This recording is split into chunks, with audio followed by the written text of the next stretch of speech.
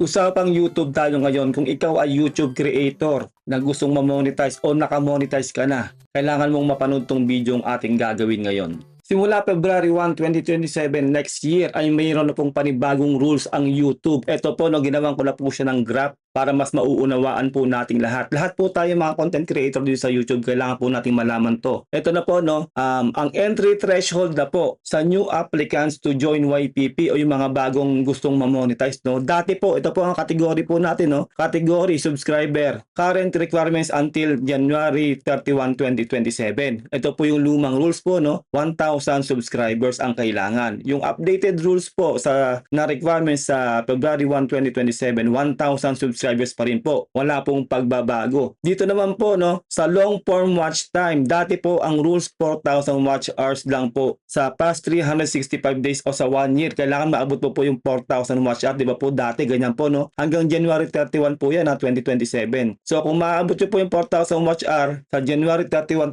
2027, okay po yun, ma-accept po kayo sa YPP. Basta po meron kayong 1,000 subscribers sa 4,000 watch hour. Hanggang January 31 lang po yan, 2027. Pero kapag naging February 1, 2027 na, ito na po ang magiging required na watch hour. Kung dati 4,000 watch hour ang kailangan, magiging 8,000 watch hours na po sa isang taon, no? Malaki po ang nadagdag na kailangan mo maabot na watch hour. Effective po yan, tandaan nyo lagi, no, sa February 1, 2027. Ganun na po. Dating 4,000 watch hour, naging 8,000 watch hour. Tapos naman kung gusto mong abutin siya sa pamamagitan ng short views, no, 10 million dati, no, 10 million short views past 90 days. In 90 days dapat maabot mo ng 10 million, no, na short views dati, yung hanggang January 31, 2027 lang po yan. Tapos 1,000 subscribers, pwede ka na pong ma-accept sa YPP. Pero kapag umabot na po ang February 1, 2027, 20 million na po short views in past 90 days ang kailangan mong bunuin para matanggap ka sa YPP. So ibig sabihin lang po nun, dati 1,000 subscribers, yung bago 1,000 subscribers, wala pong pagbabago. Sa long form, 4,000 watch hour, yung bago po 8,000 watch hour na po siya. Tapos kung sa shorts mo naman siya gagawin, 10 million dati na short views, naging 20 million short views na po siya in 90 days. Ganun na po ngayon, no? Bagong patakaran po yan pagpatak po ng February 1, 2027, no? Ganun na po katindi ang YouTube ngayon. Sobrang pahirap na po ng pahirap ma-monetize po talaga ngayon sa YouTube. Kaya po samantalahin nyo na, no, sa mga nag-grind po ngayon, no, meron pa po kayo hanggang January 31 para maabot ang 1,000 watch hours, 1,000 subscribers saka 4,000 watch hours. Kasi po kapag umabot na po talaga na February 1, ito na pong bubunuin yung 1,000 subscribers na po saka 8,000 watch hours. Ganun na po katindi. Ayun,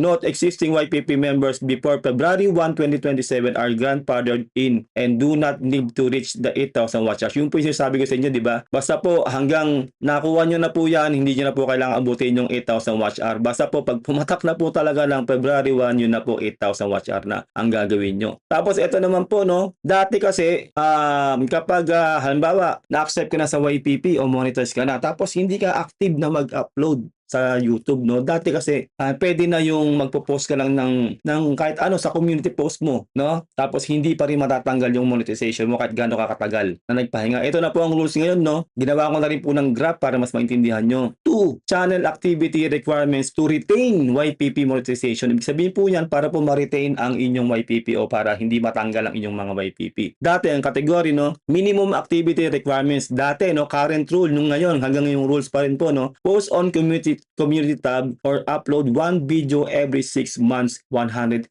days. Okay na po yun. Hindi matatanggal ang YPP mo o yung monetization mo sa channel mo. Pero po pagpatak po ng February 1, 2027, ito na po. Must meet any one of these. Kailangan po, ito po yung mga kailangan mong gawin para hindi ka matanggal sa YPP program. No? 2 long form videos in past 90 days. Kailangan po in 90 days makapag-post ka o makapag-upload ka ng 2 long form video sa channel mo. Isa po yan sa na pwede mong gawin para hindi po matanggal ang monetization mo sa channel mo kung hindi ka active. 5 shorts in past 90 days. Yan din, 5 shorts in past 90 days. Kung hindi ka nagpo-post ng long form content, kung shorts ka lang, kailangan makalimang shorts ka in 90 days para hindi matanggal ang monetization mo sa channel mo. O kaya, 1,000 watch hours in past 365 days, no? Kung meron kang mga past video na kumikita pa din na kahit hindi ka gumagawa ng bagong video, basta makaabot siya ng 1,000 watch hour, yun pwede mo yung gawin yan para hindi ka matanggal sa YPP o sa monetization sa channel mo. Tapos 1 million shorts views in past 90 days. No, kung shorts naman ang ginagawa mo sa channel mo, pwedeng ito din kung talagang confident ka talaga na may mga manonood ng mga videos mo. So, ito po yung comparison natin, no, yung current rule nung hanggang January ng 2027. Ito po, no, pwede ka lang mag-post ng community tab, tapos mag-post ka ng isang video every 6 months, okay na yun, hindi ka matatanggal. Pero yung current rules, no, yung susunod pa lang rules, no, sa February 1, 2027, ito na po, no, kailangan kung gusto mo sa long form ka, dalawang long form videos in past 90 days, kailangan makapag-upload ka ng 2 video, no, sa 3 buwan, di ba? Para hindi matanggal ang video mo. 5 shorts, kung naman sa shorts ka, in 90 days, 1,000 watch hours in past 365 days o 1 year, o kaya 1 million short views in past 90 days. No, nag-iba na po talaga si YouTube, pahirap na po siya ng pahirap. Kasi nga po nga naman, yung iba, nasasayang yung monetization, syempre, di ba? Imbis na, kumbaga, ibigay na lang sa iba yung monetization, halimbawa, yung mga deserve, yung mga masisipag na mag-upload,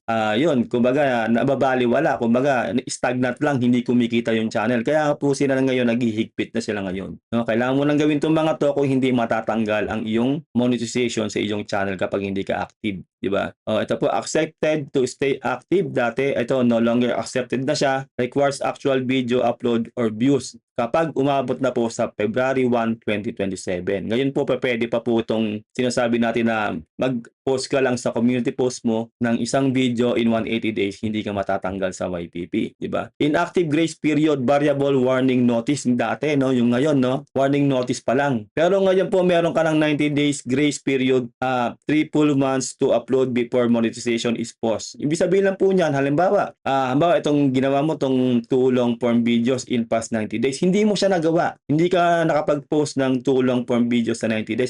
Isa lang nagawa mo, di ba? So, tas na-expire na tong 90 days mo. Mag-aano yung YouTube sa iyo sa YouTube Studio mo, maglalagay sila ng warning, no? Notice para ma-comply mo tong kahit ano rito para manatili ang iyong YPP sa iyong channel. Hindi naman po sinabing lahat yan ay gagawin mo. Hindi po, isa lang dyan. Kung ano yung kaya mong gawin dyan. Kasi nasa loob ka na ng YPP, kumbaga, monetize ka na eh. Kaya ito lang po yung mga paraan para ma-maintain mo ang channel mo na monetize, di ba? Ayun, no longer accepted, requires actual video upload or views, di ba? Dati kasi isang post sa community pwede na, hindi ka matatanggal talaga. Ito ngayon, may mga gantong requirements na talaga sila sa YouTube, no? Para malaman nila na talagang gumagana pa o active pa rin kahit papaano ang may-ari ng channel, di ba? Inactivity grace period, variable warning notice, 90 days grace period, 3 full months to upload before monetization is paused. Yun nga yun sinasabi ko, di ba, kanina, na kailangan, kung halimbawa naka-isang video ka lang dito, kailangan bibigyan ka ulit ng 90 days, 3 months para ma-fulfill mo yan. Halimbawa, naka-isang video ka lang, nag-upload ka ulit para makuha mo yung 2, okay na yun, babalik na po yung monetization mo. Hindi na po ipopost. Kasi kapag hindi mo talagang ginawa yan, magpo-post o hihinto ang monetization sa channel mo. Ganun po yun, ganun na po sila kahigpit. Kaya kailangan mo nang gawin to ng maaga. Kumbaga, wag mong kalilimutan na kailangan in 90 days o 3 months, kailangan makadalawang video ka upload para hindi matanggal ang monetization mo, lalo kung hindi ka masyadong active sa YouTube. No? Kaya ganun na po sila kahigpit. 3. Shorts ad revenue share eligibility. Category Shorts ad share threshold. Yung current rule po nila, all active YPP channels receive shorts ad revenue. Ibig sabihin po nun, yung current rules po nila, yung ngayon, yung nararanasan po natin ngayon, sasahod ka talaga kapag na-reach mo yan, di ba? All active YPP channel receive shorts and ad revenue. Pagdating na po talaga ng February 1, 2027, requires 10 million shorts views in rolling 90 days. Di ba? Kailangan na po nyong makakuha ng 10 million short views in 3 months. Di ba? Nakita niya, requires 10 million shorts views in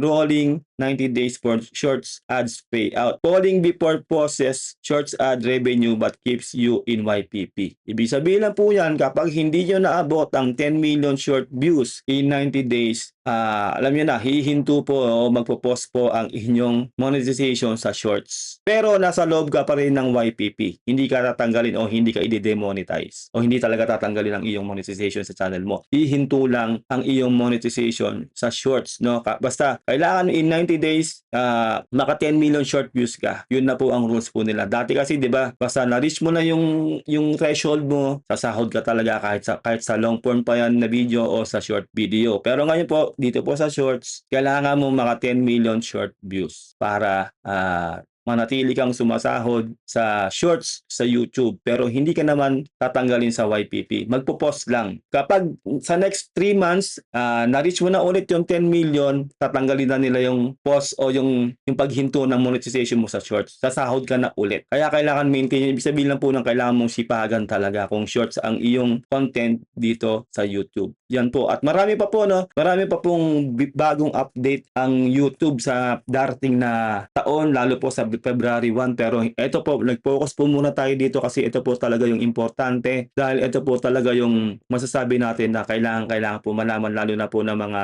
nagsisimula pa lang na maging content creator sa YouTube. Yun, maraming salamat, no, kung naunawaan nyo ang ating topic ngayong araw na to. Huwag niyong kalilimutan na mag-subscribe dito sa ating channel at syempre mag-like ka na rin sa ating video. Ingat kayo lahat. Till next time, God bless and peace out. Bye.